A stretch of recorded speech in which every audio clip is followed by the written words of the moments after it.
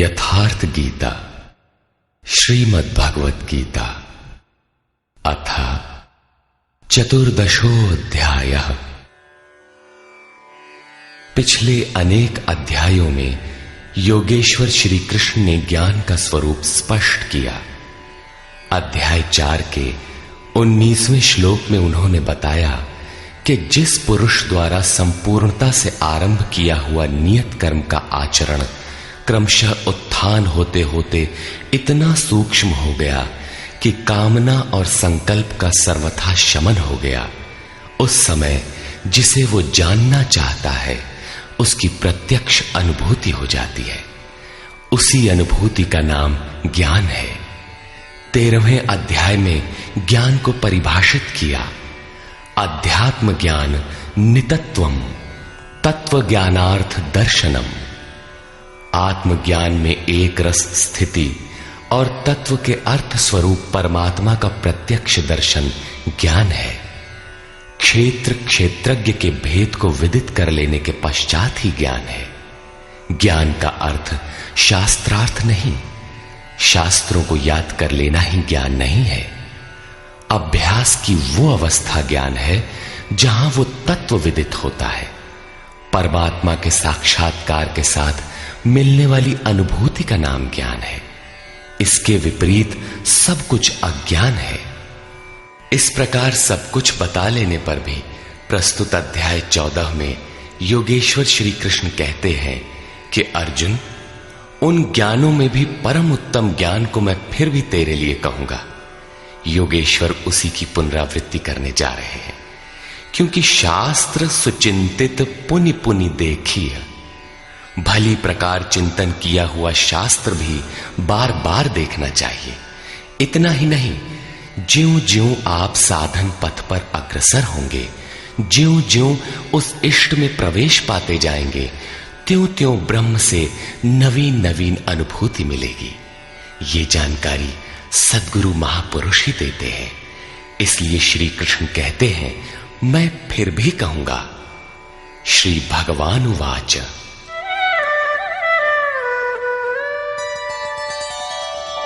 परं भूयः प्रवक्ष्यामि ज्ञानानां ज्ञानमुत्तमम् यज्ञात्वा मुनयः सर्वे परां सिद्धिमितो गताः। अर्जुन, ज्ञानों में भी अति उत्तम ज्ञान परम ज्ञान को मैं फिर भी तेरे लिए कहूंगा, जिसे पीछे कह चुके हैं, जिसे जानकर सब मुनिजन इस संसार से मुक्त होकर परम सिद्धि को प्राप्त होते हैं, जिसके बाद कुछ भी पाना शेष नहीं रहता। इदं ज्ञानमुपाश्रित्य मम साधर्म्यमागताः सर्गेऽपि नोपजायन्ते प्रलये न व्यथन्ति च। इस ज्ञान को उपाश्रित्य, इस ज्ञान का नजदीक से आश्रय लेकर क्रिया से चलकर पास पहुंचकर मेरे स्वरूप को प्राप्त हुए लोग सृष्टि के आदि में पुनः जन्म नहीं लेते और प्रलय काल में अर्थात शरीरांत होते समय व्याकुल नहीं होते, क्योंकि महापुरुष के शरीर का अंत तो उसी दिन हो जाता है जब वो स्वरूप को प्राप्त होता है। उसके बाद उनका शरीर रहने का एक मकान मात्र रह जाता है। पुनर्जन्म का स्थान कहां है जहां लोग जन्म लेते हैं? इस पर श्री कृष्ण कहते हैं,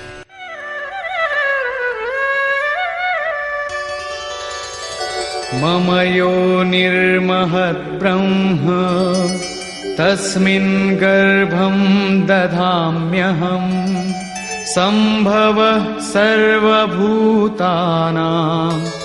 ततो भवति भारत।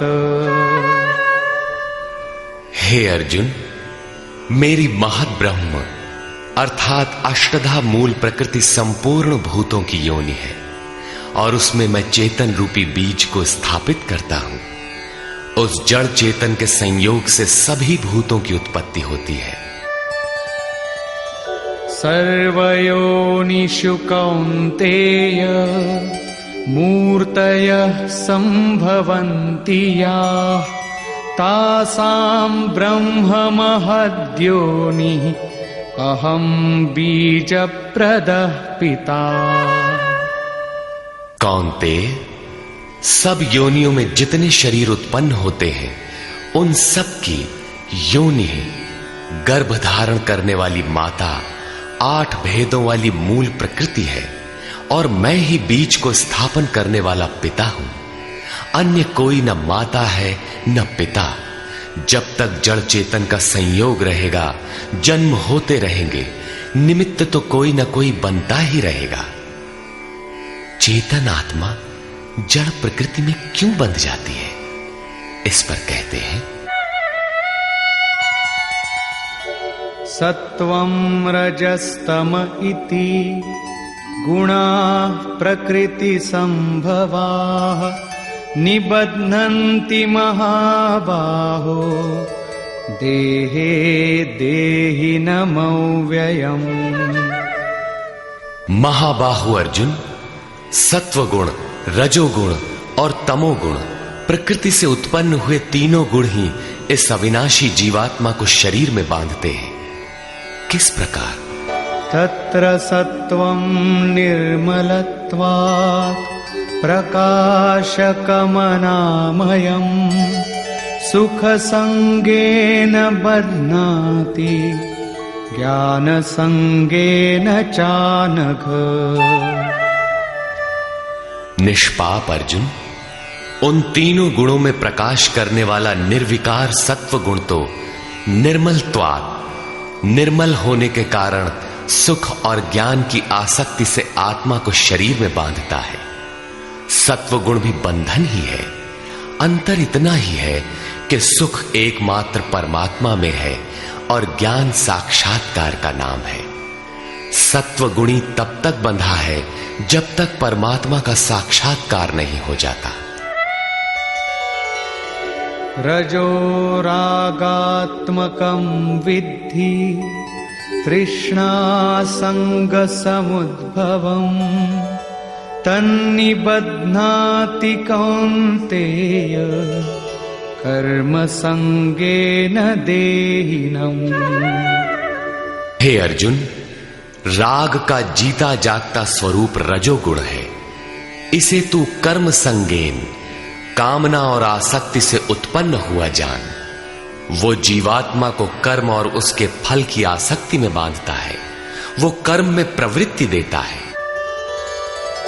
तमस्त्वं ज्ञानजं विद्धि मोहनं सर्वदेहिनां प्रमादालस्य निद्राभिः तन्निबध्नाति भारत। अर्जुन, समस्त देहधारियों को मोहने वाले तमोगुण को तू अज्ञान से उत्पन्न हुआ जान। वो इस आत्मा को प्रमाद अर्थात व्यर्थ की चेष्टा, आलस्य की कल करेंगे और निद्रा द्वारा बांधता है। निद्रा का अर्थ यह नहीं कि तमोगुणी अधिक सोता है, शरीर सोता हो ऐसी बात नहीं। या निशा सर्वभूतानाम तस्याम जागर्ति संयमी। जगत ही रात्रि है। तमोगुणी व्यक्ति इस जगत रूपी निशा में रात दिन व्यस्त रहता है, प्रकाश स्वरूप की ओर अचेत रहता है। यही तमोगुणी निद्रा है। जो इसमें फंसा है सोता है। अब तीनों गुणों के बंधन का सामूहिक स्वरूप बताते हैं। सत्वं सुखे संजयति रजः कर्मणि भारत ज्ञानमावृत्य तु तमः प्रमादे संजयत्युत। अर्जुन, सत्वगुण सुख में लगाता है, शाश्वत परम सुख की धारा में लगाता है। रजोगुण कर्म में प्रवृत्त करता है और तमोगुण ज्ञान को आच्छादित करके प्रमाद में अर्थात अंतःकरण की व्यर्थ चेष्टाओं में लगाता है। जब गुण एक ही स्थान पर एक ही हृदय में हैं, तो अलग अलग कैसे विभक्त हो जाते हैं? इस पर योगेश्वर श्री कृष्ण बताते हैं,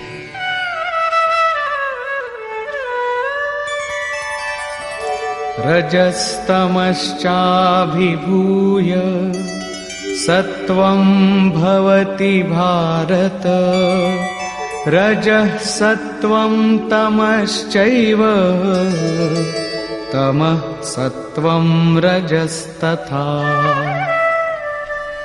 हे अर्जुन, रजोगुण और तमोगुण को दबाकर सत्व गुण बढ़ता है, वैसे ही सत्व गुण और तमोगुण को दबाकर रजोगुण बढ़ता है, तथा इसी प्रकार रजोगुण और सत्व गुण को दबाकर तमोगुण बढ़ता है।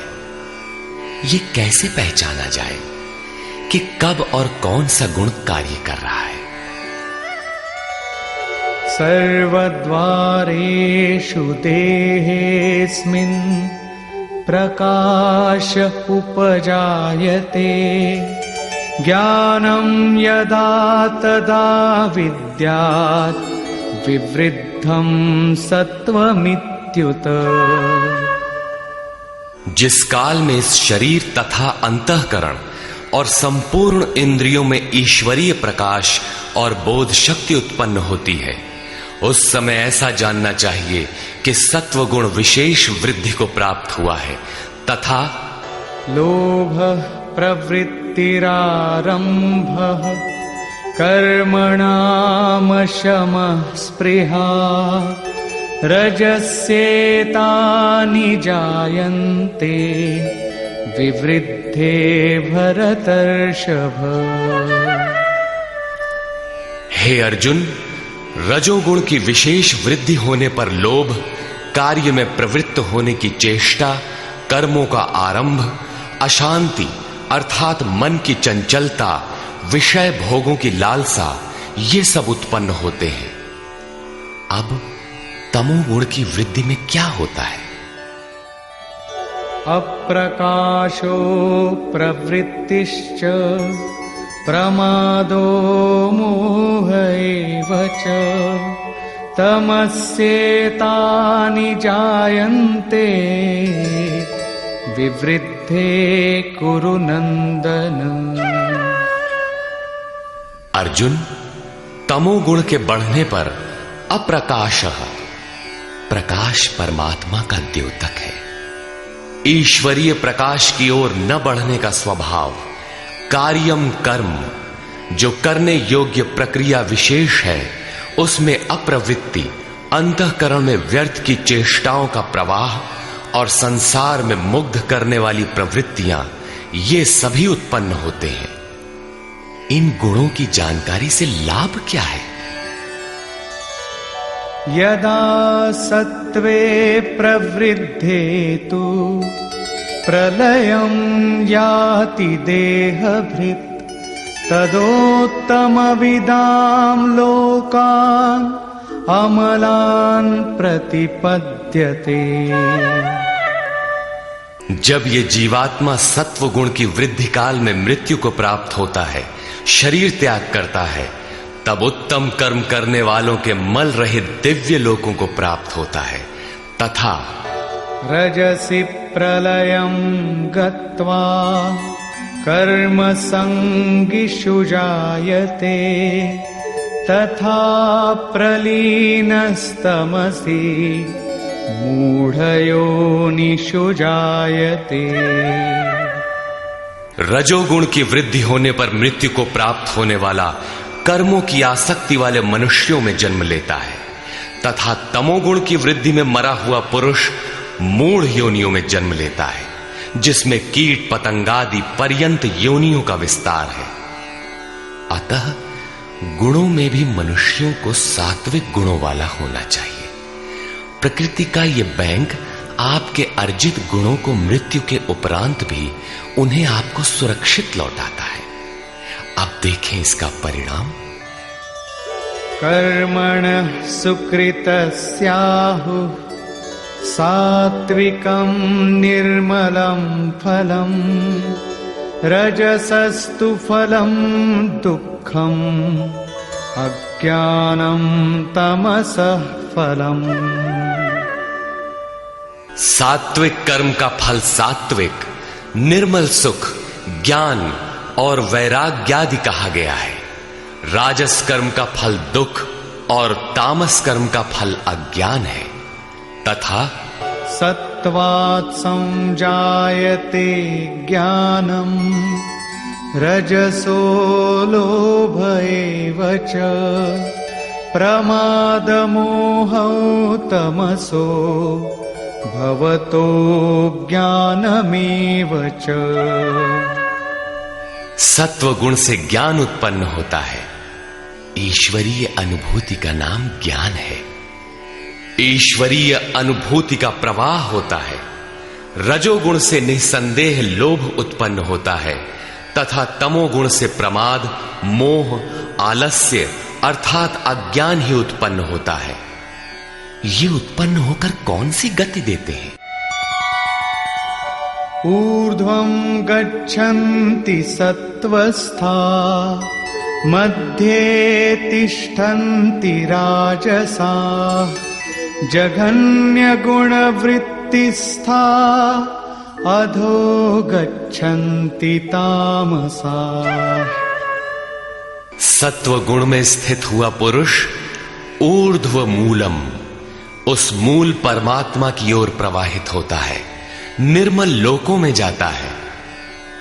रजोगुण में स्थित राजस पुरुष मध्यम श्रेणी के मनुष्य होते हैं, जिनके पास न सात्विकम विवेक वैराग्य ही होता है और न अधम कीट पतंग योनियों में जाते हैं, बल्कि पुनर्जन्म को प्राप्त होते हैं।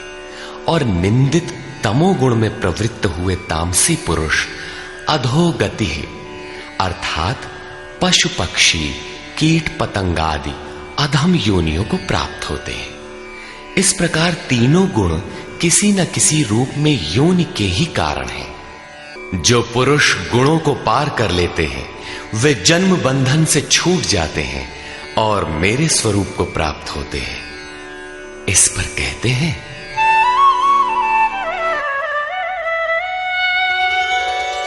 नान्यं गुणेभ्यः कर्तारं यदा द्रष्टानुपश्यति गुणेभ्यश्च परं वेत्ति मद्भावं सोऽधिगच्छति। जिस काल में दृष्टा आत्मा तीनों गुणों के अतिरिक्त अन्य किसी को करता नहीं देखता और तीनों गुणों से अत्यंत परे परम तत्व को वेत्ति विदित कर लेता है, उस समय वो पुरुष मेरे स्वरूप को प्राप्त होता है। ये बौद्धिक मान्यता नहीं है कि गुण गुणों में बरतते हैं। साधन करते करते एक ऐसी अवस्था आती है जहां उस परम से अनुभूति होती है कि गुणों के सिवाय कोई करता नहीं दिखता। उस समय पुरुष तीनों गुणों से अतीत हो जाता है। ये कल्पित मान्यता नहीं है तथा इसी पर आगे कहते हैं गुणानेतानतीत्यत्रीन् देही देह समुद्भवान् जन्म मृत्यु जरा दुःखैर् विमुक्तो मृतमश्नुते। पुरुष इन स्थूल शरीरों की उत्पत्ति के कारण रूप तीनों गुणों से अतीत होकर जन्म मृत्यु वृद्धावस्था और सब प्रकार के दुखों से विशेष रूप से मुक्त होकर अमृत तत्व का पान करता है। इस प्रकार अर्जुन ने प्रश्न किया। अर्जुन उवाच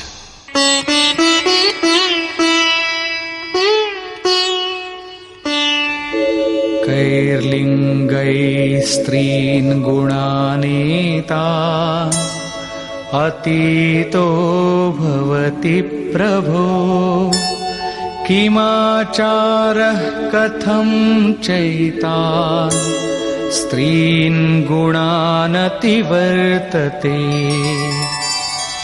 प्रभु, इन तीनों गुणों से अतीत हुआ पुरुष किन किन लक्षणों से युक्त होता है और किस प्रकार के आचरणों वाला होता है तथा मनुष्य किस उपाय से इन तीनों गुणों से अतीत होता है। श्री भगवान उवाच प्रकाशञ्च प्रवृत्तिञ्च मोहमेव च पाण्डव न द्वेष्टि सम्प्रवृत्तानि न निवृत्तानि काङ्क्षति। अर्जुन के उपर्युक्त तीनों प्रश्नों का उत्तर देते हुए योगेश्वर श्री कृष्ण ने कहा, अर्जुन, जो पुरुष सत्व गुण के कार्य रूप ईश्वरीय प्रकाश, रजोगुण के कार्य रूप प्रवृत्ति और तमोगुण के कार्य रूप मोह को न तो प्रवृत्त होने पर बुरा समझता है और न निवृत्त होने पर उनकी आकांक्षा ही करता है, तथा उदासीनवदासीनो गुणैर्यो न विचाल्यते गुणावर्तन्त इत्येव योऽवतिष्ठति नेङ्गते।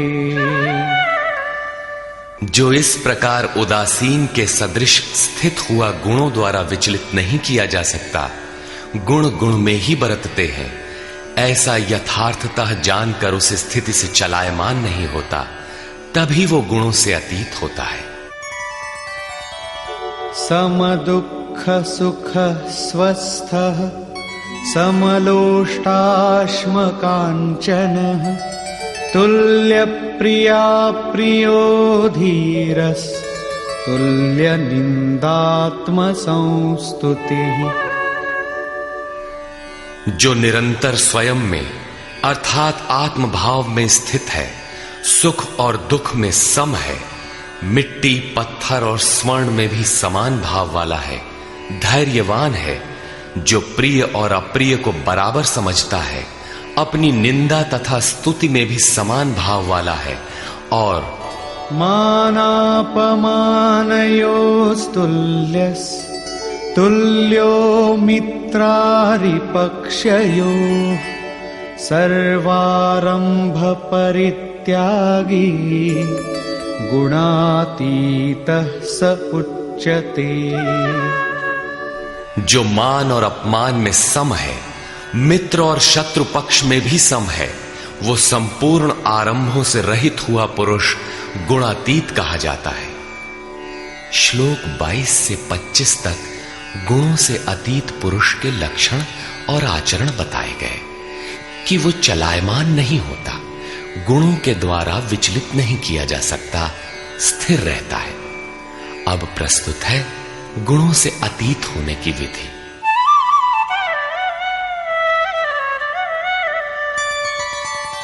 मां च यो व्यभिचारेण भक्ति योगेन सेवते सगुणान् समतीत्यैतान्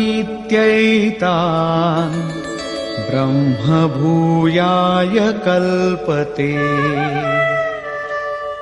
जो पुरुष अव्यभिचारिणी भक्ति द्वारा अर्थात इष्ट के अतिरिक्त अन्य सांसारिक स्मरणों से सर्वथा रहित होकर योग द्वारा अर्थात उसी नियत कर्म द्वारा मुझे निरंतर भजता है, वो इन तीनों गुणों का अच्छी प्रकार उल्लंघन करके पर ब्रह्म के साथ एक होने के योग्य होता है, जिसका नाम कल्प है। ब्रह्म के साथ एक ही भाव हो जाना ही वास्तविक कल्प है। अनन्य भाव से नियत कर्म का आचरण किए बिना कोई भी गुणों से अतीत नहीं होता। अंत में योगेश्वर निर्णय देते हैं,